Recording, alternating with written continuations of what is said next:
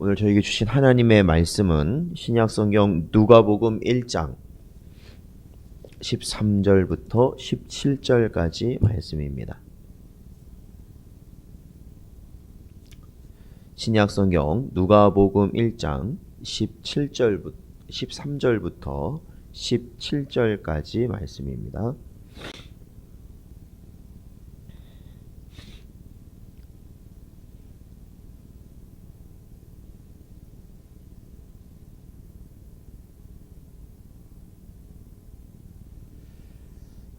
다 찾으셨으면 저희 한 목소리로 봉독하겠습니다. 천사가 그에게 이르되 사가랴여 무서워하지 말라. 너의 간구함이 들린지라. 내 아내 엘리사벳이 네게 아들을 낳아 주리니 그 이름을 요한이라 하라. 너도 기뻐하고 즐거워할 것이요 많은 사람도 그의 태어남을 기뻐하리니 이는 그가 주 앞에 큰 자가 되며 포도주나 독한 술을 마시지 아니하며 모태로부터 성령의 충만함을 받아 이스라엘 자손을 주 곧 그들의 하나님께로 많이 돌아오게 하겠습니다. 그가 또 엘리야의 심령과 능력으로 주 앞에 먼저 와서 아버지의 마음을 자식에게 거스르는 자를 의인의 슬기에 돌아오게 하고 주를 위하여 세운 백성을 준비하리라. 아멘. 기도하겠습니다. 하나님 아버지 감사합니다. 저희들에게 은혜 주셔서 2021년도 새해를 은혜 가운데 맞이하게 하시고 또한 저희들을 하나님 불쌍히 여기셔서 믿음으로 살아갈 수 있는 은혜 주시니 감사합니다.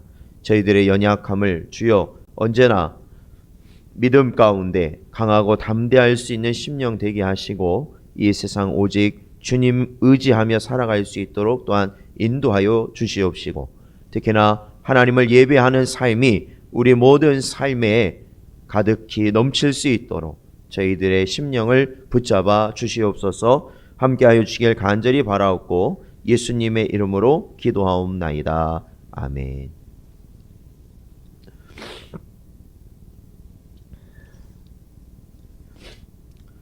사랑하는 성도 여러분, 오늘도 저에게 주신 말씀을 붙들고 오늘 하루를 또한 살아갈 때에 오직 하나님의 은혜 가운데 살기를 힘쓰는 여러분 되시기를 주님의 이름으로 축원드립니다.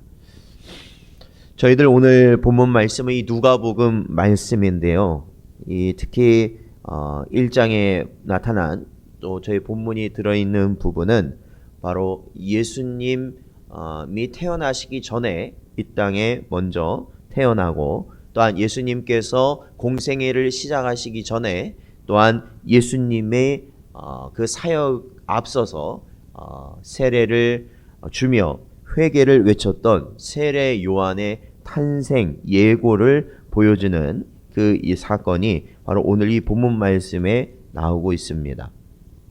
그래서 제사장 사가랴 그리고 그 아내 엘리사벳에게 하나님의 천사인 가브리엘이 나타나서 등남할 것을 알려줍니다. 아들을 낳을 것이다 알려주게 되는 것이죠. 그리고 그 아들의 요한이라 이름 지으라 또한 천사는 말해줍니다. 이 제사장 사가랴는 제사장직을 수행하는 와중에 즉 제사를 지내는 중에 바로 천사 가브리엘을 만나게 됩니다. 그리고 그 부부의 염원인 아이를 갖게 될 것이다라는 그 예언을 받게 되는 것이죠. 이 두 부부는 젊은 시절부터 아이를 낳지 못한 불임 부부였습니다. 그리고 이제는 노인이 된 상황이기 때문에 그러니까 사가랴와 엘리사벳이 이제 노인이기 때문에 더 이상 아이를 낳을 수 없는 불가능한 그러한 상황이었던 것이죠. 그러나 하나님께서는 아브라함과 이삭과 그리고 한나에게 하셨던 것처럼 이 가정에 아이를 허락하신다라는 것이죠. 그러니까 전혀 소망이 없는 이 가정에 하나님은 소망을 허락하셨습니다. 예레미야서 32장 17절 말씀 보면 슬프도소이다 주 여호와여 주께서 큰 능과 드신 팔로 천지를 지으셨사오니 주께서는 주에게는 능치 못한 일이 없으시니이다. 아멘. 그렇습니다. 사랑하는 성도 여러분, 우리가 성도로서 우리가 하나님을 믿는다, 우리가 신앙생활을 한다라는 것은 하나님이 어떠한 분이신지를 우리는 분명히 항상 인지하고 살아가야 됩니다. 그게 뭐냐면 하나님에게는 능치 못함이 없으시다라는 겁니다. 그러니까 하나님은 모든 것을 하실 수 있다라는 것이죠. 하나님의 말씀은 반드시 이루어지는 것이고 하나님께서 계획하심도 반드시 실행되어질 것이다라는 겁니다. 우리는 그 믿음을 가지고 사실을 살아가는 것입니다. 우리가 이 땅에 보여지면 우리 눈으로 보여지기에는 정말로 그것이 어떻게 될지, 정말로 특히 그 어떻게 될지라기보다도 그것이 불가능하다라고 느낄 때가 많이 있습니다. 도저히 변하지 않을 것이다라고 말할 때가 있죠. 그러나 하나님께서는 그 모든 것을 변하게 하신다라는 것입니다. 우리가 앞으로 되어질 그 모든 일들을 우리는 예측한다는 것이 사실상 불가능한 것이죠. 지금 당장 무슨 일이 일어날지 우리는 모른다는 겁니다. 지금 당장 어떤 자연재해가 어떻게 일어날지, 아니면 그렇게 굳건하게 보이던 나라라든지 아니면 집단이라든지 그런 나라와 집단이 어떻게 변할지 우리는 알 수 없다라는 것이죠. 사랑하는 성도 여러분, 능치 못함이 없으신 하나님 한 분을 여러분 바라보시고 기대하시면서 이 새해를 여러분 한 걸음 한 걸음 나아가실 때에 더욱더 우리 마음속에 하나님이 주시는 약속의 말씀을 붙들고 소망 가운데 살아가시는 여러분 되시기를 주님의 이름으로 축원드립니다. 요한이 이 가정에 태어남으로 인하여서 바로 이 두 부부에게 있어서는 너무나도 큰 기쁨이 될 것입니다. 천사도 그렇게 말을 했죠. 큰 기쁨이 될 것입니다. 그러나 저희가 이 본문을 보면서, 이 과정을 보면서 생각할 것은 바로 그겁니다. 요한이 이 사가랴와 엘리사벳의 가정에 태어난 그 자체가 단순히 이 두 부부의 아이를 낳지 못하는 그 소원을 하나님이 이루어 주시는 것만을 위해서 하나님이 이 아이를 이 가정에 주셨는가? 그것은 아니라는 것입니다.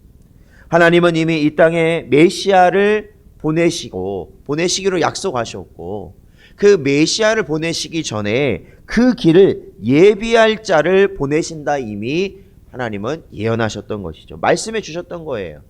하나님은 그것을 이미 약속해 놓으셨고 그것을 이미 계획해 놓으셨다라는 겁니다. 그리고 그 예비할 자가 바로 누구냐면 바로 요한이었던 것이죠. 이것이 하나님의 계획이었다라는 겁니다. 그러니까 이 사가랴와 엘리사벳 가정에 그들이 아이를 낳지 못하는 그러한 불임을 겪었고, 또한 나중에는 나이가 들어서 이제 더 이상 아이를 갖겠다는 소망을 가질 수 없는 그 상황임에도 불구하고 하나님이 이 어려운, 정말로 어떻게 보면 힘든 과정을 겪었던 이 모든 과정과, 그리고 훗날 이들이 소망 없는 그러한 상태에서 요한을 주시겠다라고 하나님께서 이 가브리엘을 통해서 말씀하신 것은 단순히 이 두 부부만을 위한 것이 아니라는 겁니다. 이 두 부부만을 위한 것이 아니에요. 그것이 바로 하나님의 계획이셨다라는 겁니다.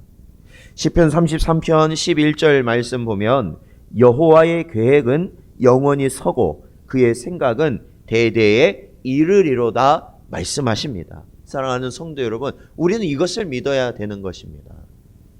우리가 이 땅을 살아가는 모든 과정이 하나님의 계획 가운데 진행되고 있음을 우리는 기억해야 되는 것입니다. 성도에게 어떠한 소원을 주신다. 즉 여기 보면은 이 사가랴와 엘리사벳이 얼마나 아이를 갖고 싶어하는 소원이 있었는지 우리는 알 수 있습니다. 왜냐하면은 이 13절 오늘 본문 말씀 보면 너의 간구함이 들렸다라고 가브리엘은 말하고 있습니다. 그리고 나서 뭐라고 합니까? 내 아내 엘리사벳이 내게 아들을 낳아 주리니 그 이름을 요한이라 하라라고 그는 이렇게 말합니다. 이것은 뭡니까? 엘리사벳 그리고 사가랴가 아들을 하나님께 얼마나 구했을까요? 자녀를 얼마나 하나님께 구했겠습니까? 그런데 낳지 못했던 것이죠. 그런데 그것을 포기하지 않고 그들은 계속해서 자녀를 구했습니다. 그리하였을 때 하나님께서는 이 가정에 자녀를 허락하신 것이죠. 그런데 이것이 아까도 말씀드렸지만 어떠한 상황 가운데 이루어졌느냐? 하나님의 계획 가운데 주셨다라는 것입니다. 그러니까 이들이 단순히 이들의 바람, 자녀를 가져야 되겠다는 이 바람이요, 자신들만을 위한 것이 아니었다라는 것이죠. 하나님의 뜻을 이루기 위해서 이들이 자녀를 구했다라는 거 아니겠습니까? 결국에는. 그러니까 그들이 자녀를 가져야겠다는 그 소원이 어디로부터 온 것이냐? 하나님으로부터 왔다라는 것입니다. 성경은 뭐라고 말하고 있습니까? 간구에도 응답이 없는 것은 그것은 바로 우리의 정욕을 위하여 구했기 때문이다라고 기록하고 있습니다. 사랑하는 성도 여러분, 그렇다면 우리는 이 성도가 갖게 되는 바람이 바로 하나님이 원하시는 것을 성도의 심령 속에 심으시고 그것을 성도의 입술을 통해 간구하도록 하신다라는 것을 우리는 깨닫게 됩니다. 아주 놀라운 은혜죠. 하나님께서는 우리의 마음에 하나님의 마음을 품게 하시고 또한 그것을 위하여 기도하도록 하신다라는 것입니다. 사랑하는 성도 여러분, 오늘도 우리는 수많은 간구와 수많은 소원을 가지고 하나님 앞에 나아갑니다. 그러나 여러분, 그것이 하나님께서 우리에게 계획하셔서 하나님의 뜻을 이루고자 하시는 소원이라는 것을 우리는 깨달아야 하는 것이죠. 하나님께 나아가 우리가 간구하고 우리가 기도하고 엎드리는 것은 우리의 소원이 아니라 하나님의 소원임을 우리는 알아야 된다는 것이죠. 그리고 그러한 기도 가운데 하나님께서는 결국 하나님이 이루고자 하시는 것들을 성도의 입술을 통하여 나오는 그 기도의 향을 받으시고 하나님은 이루신다는 것입니다. 그렇다면 사랑하는 성도 여러분, 이 마지막 때에 우리는 무엇을 기도하며 무엇을 하나님께 구하며 살아가야 되겠습니까? 물론 우리가 이 땅에 많은 것들을 구해야겠죠. 특히나 이 땅에 드리워진 역병과 또한 여러 어려운 경제적인 문제, 정치적인 문제, 정말로 많은 어려움들이 있습니다. 그러나 여러분, 우리에게 분명한 하나님의 약속이 있습니다. 그것은 뭡니까? 주님이 다시 이 땅에 오신다라는 것입니다. 그리고 우리에게 말씀하십니다. 그 나라와 그의 의를 구하라고 우리에게 말씀하신다라는 것이죠. 그리고 우리에게 말씀하십니다. 마지막 때를 우리가 준비하라라고 말씀하십니다. 주님이 오시기 전에 바로 우리가 그 마지막 때를 준비하라 말씀하시는 것이죠. 사랑하는 성도 여러분, 구하십시오. 주님 나라 다시 오시길 구하십시오. 주님께서 다시 이 땅에 오실 그날을 여러분 기다리시고 소망하시고 고대하며 살아가십시오. 그것을 이루기 위하여 여러분 날마다 기도하시고, 또한 우리가 이 세상의 많은 것들을 보고 낙심하고 좌절하고 이 세상의 미혹에 빠지려는 모든 순간순간마다 주님의 약속을 붙드시길 바랍니다. 우리의 모든 삶, 지금의 우리의 삶은 누가 책임지시는 거예요? 하나님이 책임지십니다. 능치 못함이 없으신 하나님이 반드시 책임지십니다. 그래서 이 땅의 모든 삶 가운데 오직 주의 날을 바라보며 오직 주의 복음을 전하며 마지막 때를 기다리며 준비할 수 있는 여러분 되시기를 주님의 이름으로 축원드립니다. 기도하겠습니다. 하나님 아버지, 오늘도 저희에게 주신 말씀을 마음에 새기게 하시고 이 땅에 세례 요한을 보내심이 하나님의 크신 계획 가운데 사가랴와 엘리사벳 가정을 통하여 하나님이 이루시고 그들의 마음 가운데 그 소원을 두셔서 간구하도록 하셨사오니 주여 저희를 불쌍히 여기시고 언제나 저희의 심령 가운데 하나님의 마음을 품고 살아갈 수 있는 은혜를 더하여 주시옵소서.